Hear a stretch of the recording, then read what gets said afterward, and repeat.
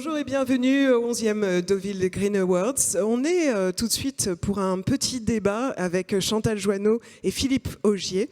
Alors Chantal Joanneau, vous êtes présidente de la Commission nationale du débat public. Philippe Augier, vous êtes maire de Deauville, mais vous êtes aussi président de la communauté de communes Cœur Côte-Fleurie, plus exactement. Alors je vais vous demander déjà simplement de vous présenter rapidement, en commençant par les femmes évidemment. Alors, je vais peut-être présenter du coup la Commission nationale du débat public. Qu'est-ce que c'est, qu'est-ce qu'on fait ? La commission, elle veille en fait, dès lors qu'il y a un grand projet qui touche votre environnement, à ce que vous soyez informés, vous, en tant que citoyennes et citoyens, et surtout à ce que vous puissiez en débattre. Est-ce qu'il faut faire ou pas ce projet pour que votre parole soit prise en compte dans la décision qui concerne ce projet.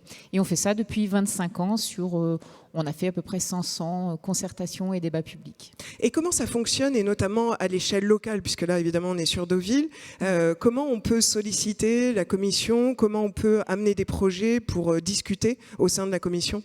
Alors, on est obligatoirement sollicité, saisi des grands projets qui font plus de 300 millions d'euros, par exemple les parcs éoliens en mer. Et on peut l'être de manière volontaire sur des plus petits projets, dès lors qu'ils entrent vraiment dans le champ de l'environnement. Donc, s'il y a localement, si par exemple une collectivité ou même une association considère qu'il y a un projet qui pose vraiment des questions, qui pose des conflits potentiels, elle peut saisir la CNDP sous certaines conditions, évidemment. Mais le principal est qu'on est bien dans le champ de l'environnement. Est-ce que vous avez des exemples justement de projets que vous débattez au sein de la commission dans le champ environnemental ? Alors, je vais citer les cas des parcs éoliens en mer. On a aussi, par exemple, à côté de Courseulles, un projet de création de centres d'hommage aux morts qui pose pas mal de questions. Et donc, on a été saisi sur ce projet. Ça peut être des projets de barrages, ça peut être évidemment des projets de routes, d'autoroutes, de tramways et de centrales nucléaires bientôt à venir.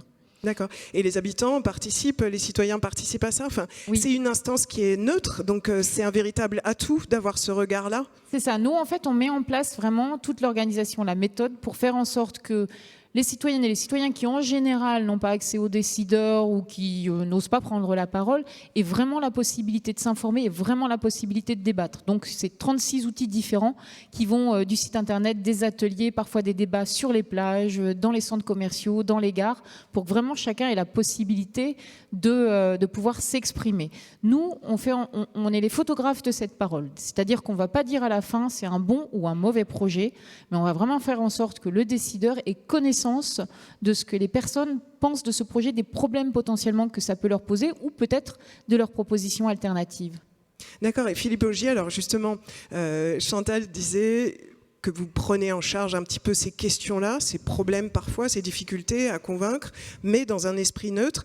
Vous, est-ce que quand vous lancez un projet environnemental sur la mairie ou sur la communauté de communes, comment ça se passe? Est-ce qu'il y a des obstacles particuliers que vous rencontrez, des difficultés? J'imagine qu'il y a des choses un petit peu compliquées parfois à traverser. Bien sûr. Alors, comme l'a dit Chantal, la commission n'intervient que sur des très gros projets.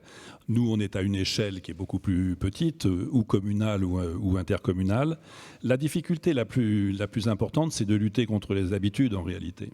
Et les habitudes en termes de mobilité, les habitudes en termes de consommation énergétique, les habitudes en termes de consommation alimentaire, etc. C'est sur tous ces sujets-là qu'on travaille, et en donnant une priorité à la sensibilisation des populations, en leur expliquant la réalité des enjeux.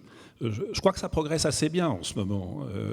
Mais à une petite échelle comme la nôtre, c'est beaucoup plus facile en fait, d'avoir accès aux populations et de leur faire passer les messages, et notamment par la jeunesse. On travaille beaucoup avec collèges, lycées, écoles primaires, etc.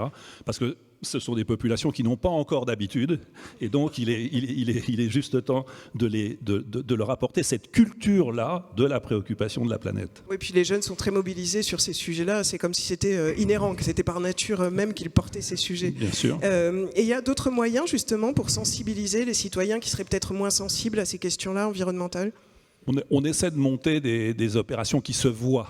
Bon, alors on a une plage énorme et qui est très fréquentée et par des populations terriblement différentes. Parfois l'été, un week-end où il fait très chaud, à 20h, la plage elle ressemble à une déchetterie, voyez-vous.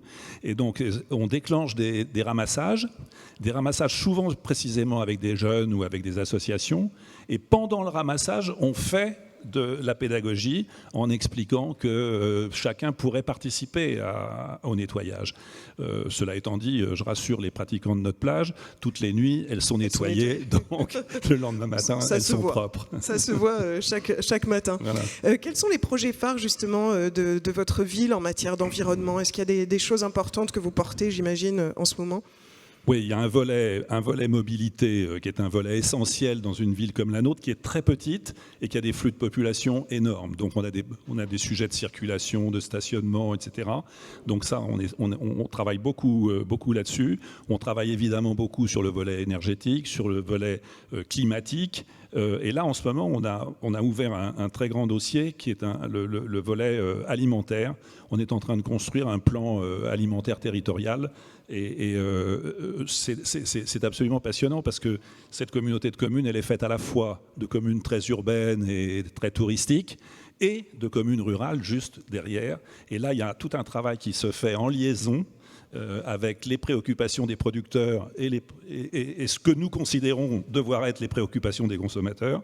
Et les liens sont très, très intéressants. Donc, je trouve que ça progresse bien parce qu'il y a une vraie forte prise de conscience et je pense d'ailleurs que les positions gouvernementales actuelles poussent à cette prise de conscience. Après, il faut que les mesures soient prises. Et j'imagine que de recevoir les Deauville Green Awards, ça fait partie aussi des actions de communication et de sensibilisation des citoyens à toutes ces problématiques? Oui, tout à fait. Quand les organisateurs sont venus me voir, je crois que c'était en 2011, on venait en 2010 à Deauville, là c'était une démarche communale, de voter une charte du développement durable qui s'impose aux élus, aux services, voire aux usagers, mais ça il faut qu'ils adhèrent. Et quand ils sont venus me proposer la création de ce festival, si je puis dire, évidemment on a d'emblée adhéré. On les a accompagnés dans leur développement au départ. Aujourd'hui, c'est devenu un rendez-vous majeur et ils ont à peine besoin de nous. Mais nous, on a besoin d'eux parce qu'ils sont en train de faire passer les bons messages.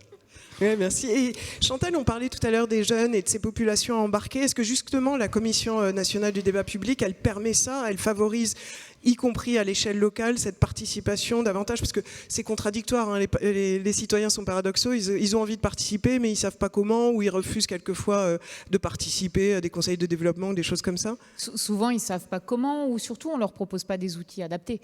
C'est-à-dire que les jeunes, si vous leur proposez de venir participer dans des réunions publiques, forcément, ils ne viendront pas, ils ne s'estimeront pas nécessairement légitimes à parler. Donc, il faut leur proposer des outils adaptés.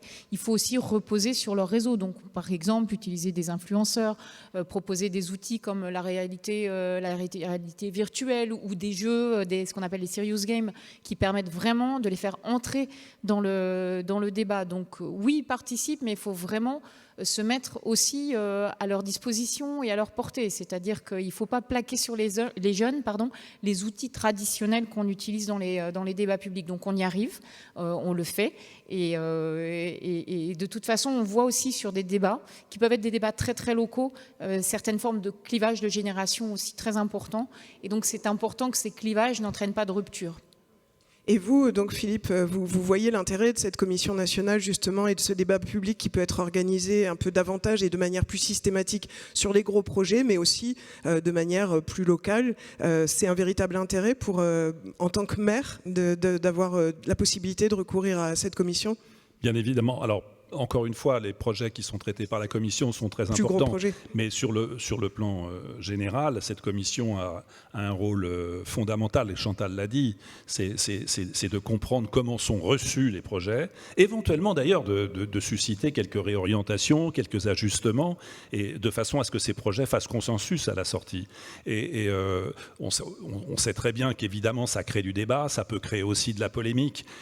Après, il faut faire le tri, et là, c'est la responsabilité du politique. Je rappelle quand même que politique, la signification grecque du mot politique, c'est la gestion de la cité.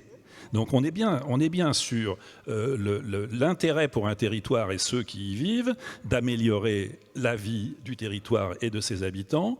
Et évidemment, la Commission, à partir du moment où l'exemple des éoliennes en mer est un exemple absolument extraordinaire. Arriver à faire comprendre à une population littorale que ça ne va pas les déranger plus que ça d'avoir à 10 km ou à 15 km des éoliennes, tout le monde ne le comprend pas. Mais la Commission a l'intérêt de créer la rencontre entre le projet et tous ceux qui vont le vivre ou qui pensent qu'ils vont le subir. Donc, et toute cette rencontre peut faire émerger un consensus à partir du moment où il y a une véritable écoute, ce qui malheureusement n'est pas toujours le cas. Je ne parle pas de la Commission, mais je parle des participants. C'est organiser un petit peu la discussion et le débat public. On a l'impression que justement sur ces sujets environnementaux, il y a fortement besoin de discuter parce que comme vous l'avez dit, il y a des a priori, il y a des préjugés, c'est pas bon pour moi, les éoliennes, il y a du bruit, il y a de la gêne. On a l'impression que sur ces sujets, il y a d'autant plus besoin de débat public, que ça soit au niveau national ou au niveau local. Ça semble être assez flagrant. Oui, à tous les niveaux. Et certes, on s'occupe des grands projets, mais on peut l'être de manière volontaire sur des plus petits projets. Il y a besoin souvent d'un tiers de confiance parce que ce sont potentiellement des projets conflictuels. Il peut y avoir de la défiance. Il y a besoin d'organiser aussi l'information. C'est-à-dire qu'il y a besoin que les personnes se fassent leur propre opinion, mais avec de la controverse, en leur mettant à leur disposition l'information institutionnelle, mais aussi les autres types d'informations qui permettront d'avoir une vision pluraliste et contradictoire et la plus transparente par rapport au projet. Et puis que chacun se regarde droit dans les yeux. C'est-à-dire que l'essentiel, c'est de comprendre pourquoi l'autre pense différemment. Et qu'est-ce qui justifie qu'il pense différemment et de ne pas rejeter systématiquement sa parole. Qu'est-ce que vous en pensez ? Je pense exactement la même chose et j'ajouterais un élément, c'est qu'en amont de la concertation et de la participation et du dialogue, il faut expliquer à chacun que ce n'est pas parce qu'il a une opinion qu'elle sera forcément retenue. Chantal vient de dire l'essentiel, c'est-à-dire qu'il faut essayer de comprendre l'autre, comprendre l'intérêt du projet. Et en général, dans ce domaine-là, et dans ce domaine de l'écologie, du développement durable, etc., s'il y a projet, c'est qu'il y a une bonne intention. C'est rarement une mauvaise intention. Donc, il y a des conséquences secondaires, même aux bonnes intentions, qui ne sont pas toujours positives. Et c'est de tout ça qu'il faut débattre. Et c'est toute la difficulté du débat. On va s'arrêter sur ces mots de sagesse, de discuter et puis savoir s'écouter, savoir prendre en compte l'avis des autres. Merci beaucoup, Chantal Joanneau et Philippe Ogier, pour cette conversation. Merci beaucoup.